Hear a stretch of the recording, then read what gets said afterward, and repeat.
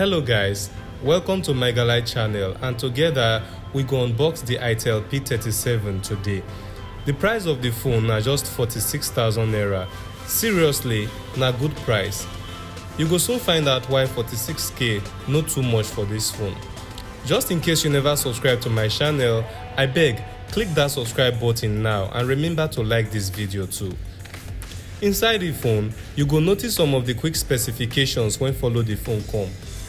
Now the plastic pouch first dey inside the box. It dey semi-transparent and e no dey flexible. Now almost the same thing with the Itel S17 and the A37 own. Next, na the phone. E come with 5000 mAh battery with 6.5-inch HD plus Waterdrop display. The memory capacity na 2GB RAM plus 32GB ROM. This memory by far better pass Itel S17 own when come with only 1GB RAM. Although 2GB RAM phone not be better phone on a normal day for me, but at least e better pass some phones. I don't know why they always like wear pouch for phones when I dey unbox. Next inside the box na the charger. The USB 2.0 cable, and finally the earpiece. For the charging, make I plug the phone for 30 minutes and see wetin we go get. For now, the battery percentage na 66%, so I go leave am make it charge and then come back later to check am.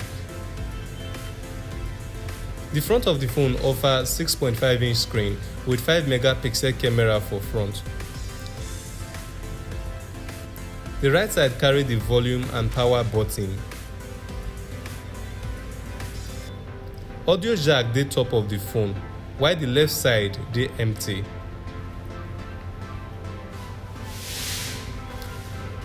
For bottom, na the charging port and microphone dey there. You go find the main 8-megapixel camera for back of the phone with flashlight, fingerprint sensor and speaker. The back speaker loud, but because of im position, e dey hard to hear something clearly since e dey back of the phone. The phone dey support 4G, so browsing and watching YouTube videos no go be problem.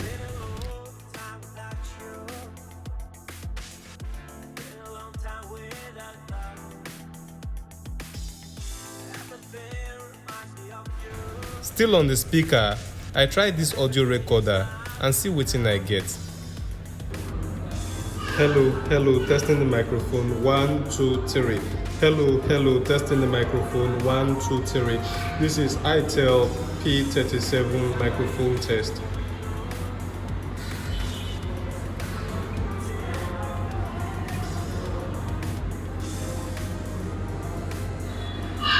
Hello, testing the microphone, 1, 2, 3. Hello, testing the microphone, 1, 2, 3. This is Itel P37 microphone test. The phone use some areas make sense, like the display. Although the performance of the display not be excellent, I go give am credit because of the price of the phone and the RAM space. Normally, we no go expect 2GB RAM phone to give us perfect display performance. Okay, so back to the charging. 30 minutes charging gave me less than 10%. This one dey way too low. I expect 20% or more. Na just one of the many disadvantages of cheap phones. Itel P37 dey run on Android 10 Go edition and e come with both fingerprint and face scanner. Na one big area when this phone take better pass the Itel A37 own when only come with face scanner. For people when dey like games, this phone dey on the average. The pre-installed game dey run smooth. If you add few more games, the phone still suppose run fine. I think the problem go start if the game don too plenty. Unlike phones wey get 4GB or 6GB RAM, this phone go hardly carry high-end games. Itel manage dey try for so many of their phones these days. But when you compare them with Infinix and Tecno phones, which is their major competitors for Africa, Itel still dey way behind.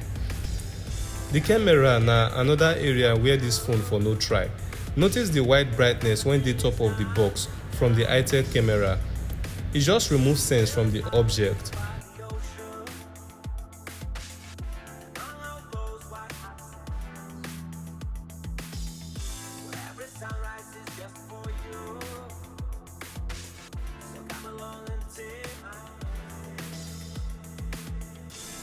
The camera get many modes like the Pro mode, Portrait mode and HDRO mode, but all these modes no make the camera make sense.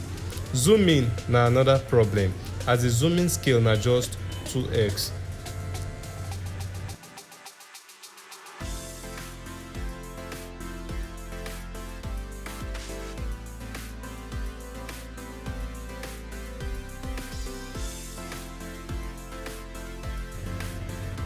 See some of the pictures when I take with the back camera.